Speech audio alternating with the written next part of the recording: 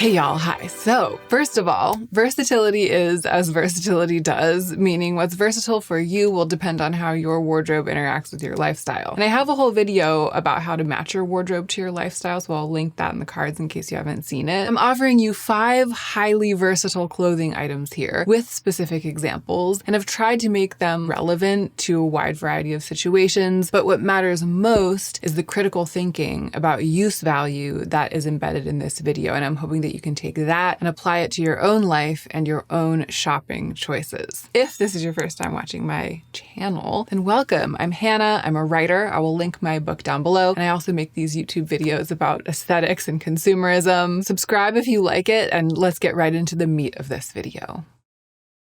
Okay, item number 1, the garment that inspired this video because I've been wearing it pretty much every day of my life. And I was just sitting around thinking, how wonderfully versatile is the Ozma field pant, how grateful I am to have a pair, how much I want to wax poetic about it on YouTube, and that gave me the idea, that sparked the idea for this entire video. So the Ozma field pant, or a similar pant, and there are other similar pants like this obviously on the market. I will scour the world for them and link more than just the one down below, more than just the one example, but to me it is and has always been and will always be about the Ozma field pant. So this is a slightly oversized, tailored trouser made out of a soft yet structured fabric that is technically a very lightweight denim. But even knowing that, when I got these pants in real life, they were much more fluid, drapier, more lightweight than I expected them to be, based on the fact that the fabric is technically a form of denim. So to me, this is the most versatile pant because they look pretty sharp. They look really good, but they aren't precious. They come out of the wash perfectly every time. So I feel like I can wear them when I'm cooking, I can wipe wet hands on them, etc. But they are very chic and can easily be dressed up. I feel like most of you could wear them to work, especially the white pair that I have. They just dress up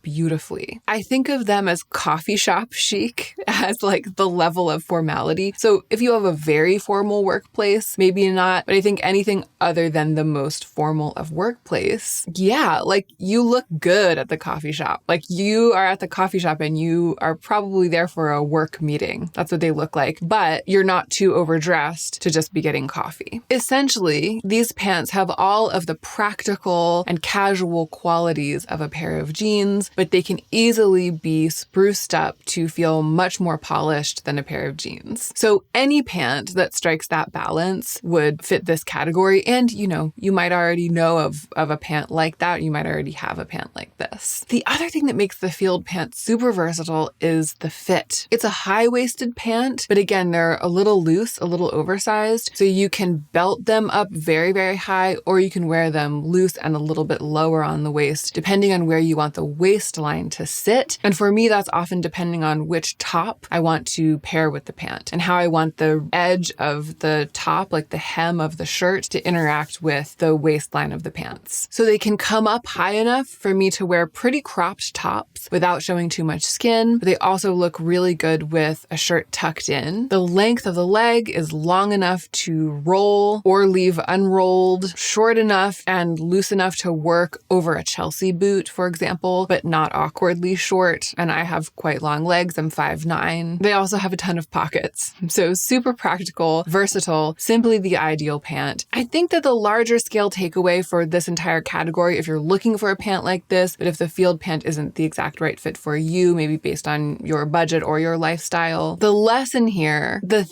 test that a pant has to pass to fit this box is, do you feel like you can cook in it? Do you feel like you can rinse off your hands and wipe your wet hands on it, right? The answer to that has to be yes. But then also, could you take a work meeting at a coffee shop in them and feel like you're a little dressed up? Feel like you're like the best dressed. Blue ribbon winner, best dressed at your local coffee shop. Something that fits both of those, like the intersection between those two, that is a great investment piece. Literally the most versatile pair of pants that I've had in years, maybe ever. Okay, another super versatile garment that you can add to your wardrobe, a bright white tank top. The one that I have, the one that I'm thinking of, is from COS. I will link it, but obviously there are tons of these available, and they're available in a bunch of different silhouettes. So you can pick the neckline and like the arm shape that works the best for you.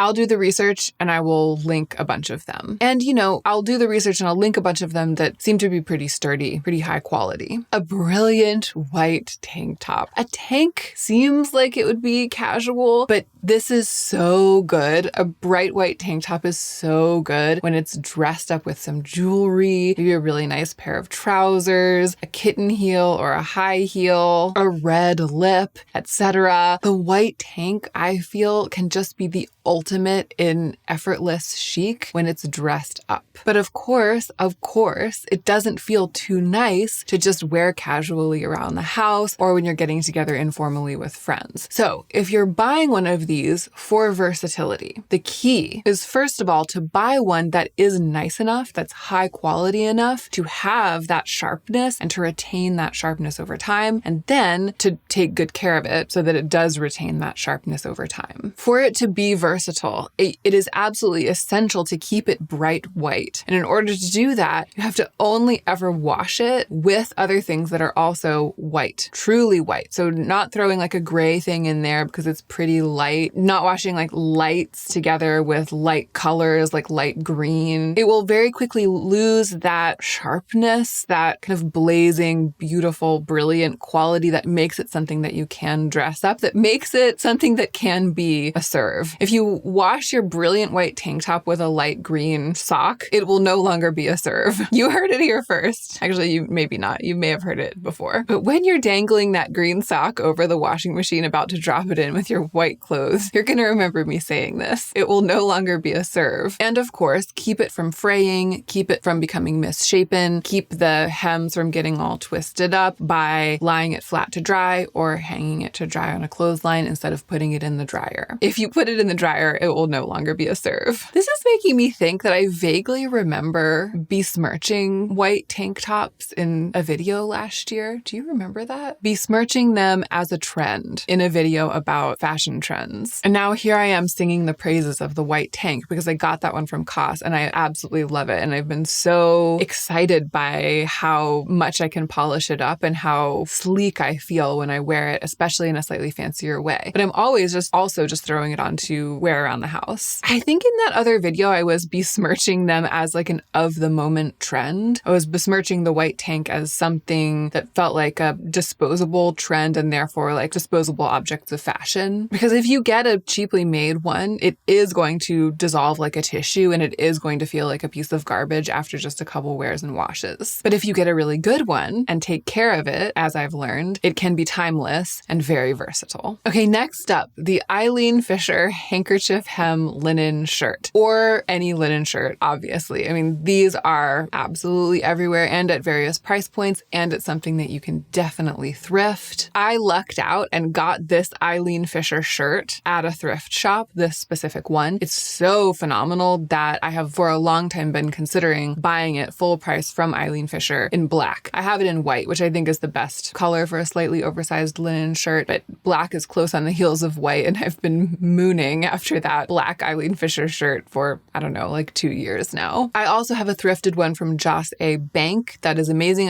If I can find that to link, I will. And I have that oversized raw silk shirt from Jenny Kane that serves a similar purpose. That's definitely like the most high-end feeling one, the most special one. And I think that Jenny Kane carries that year after year, so I'll link it too. This type of thing offers extreme versatility for styling, and it pretty much works year-round. It can be an oversized, long, slouchy shirt. It can be a crop top if you tie the ends in a little knot. It can be a layer on top of other clothes, a swimsuit cover-up, a light jacket, essentially, for cooler weather. And in quite cool weather, it can actually look amazing just worn as a button-up shirt and tucked into pants, especially if you then put a jacket or a sweater on top of that. It's also extremely versatile through lifestyle changes, through body changes. It was one of the types of garments that I featured in my video about how to build a wardrobe if you have a changing body. Again, I'll link that video in case you haven't seen it. I wore all 3 of these shirts throughout pregnancy, and I'm wearing them still now, and I'm wearing them in a bunch of different ways all the time. The key to body versatility for an oversized shirt like this is for it to drape. That's why I like linen instead of a stiff fabric like, for example, cotton poplin, which you see in a lot of button-down shirts.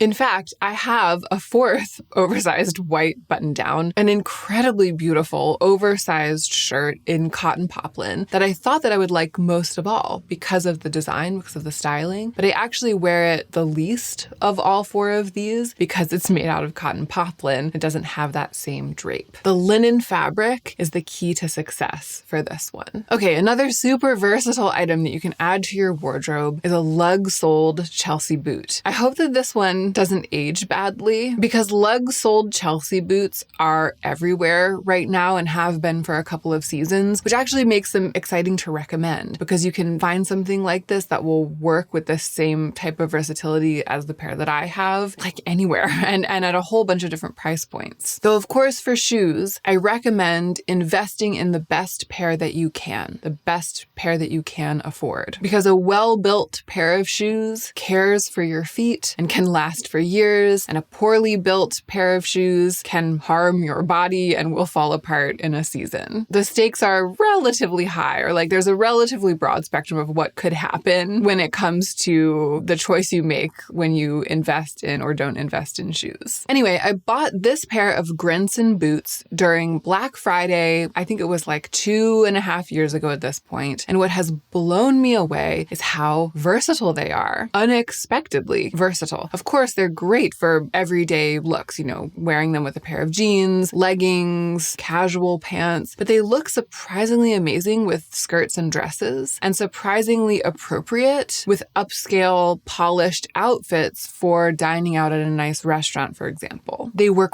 really well with slip skirts and slip dresses. They work in literally every weather condition, including snow. I have worn these boots more than any other shoe by far over the course of the past 2 years. I cannot recommend this silhouette highly enough. And when I said that I hope that this recommendation doesn't age badly, what I meant was I feel like it remains to be seen whether or not the lug-soled boot, the lug-soled Chelsea boot specifically, will be like one of those decades-long trends that defines the footwear style of an entire generation and doesn't feel dated for a really long time, like doesn't start feeling dated until those of us who are wearing them now are like in our 70s, or whether there will be a sharp about face to the totally opposite style of shoe and lug-soled boots will be out like suede, as they say, basically this fall. I hope that doesn't happen because first of all, I hate that. And second of all, I'll tell you what, I'm going to keep wearing mine. And lastly, mid-size chunky hoop earrings. This is kind of an easy one. And I'm always going on about mid-size chunky hoop earrings in videos like this. And also I conspicuously failed to wear mid-size chunky hoop earrings for this video today, or even to bring my really good ones here. I'm going to go get a pair actually, because I specifically wanted to show these to you and I forgot to put them on. So Machete just sent these to me and I'm obsessed with them because they are closed at the back instead of having a post with one of those little earring backs that you stick on. I vastly prefer earrings like this because they don't like poke me in the side of the neck and they feel a lot more secure. So these, which close at the back instead of having those posts, and also they're like swingier, they have a little bit of movement because of the way that they fasten to the ear. I just absolutely love that. So mid-size chunky hoops made it onto this list for two reasons. One is that Machete just sent these to me and I was excited to show them to you. But two, I was recently wearing my Jenny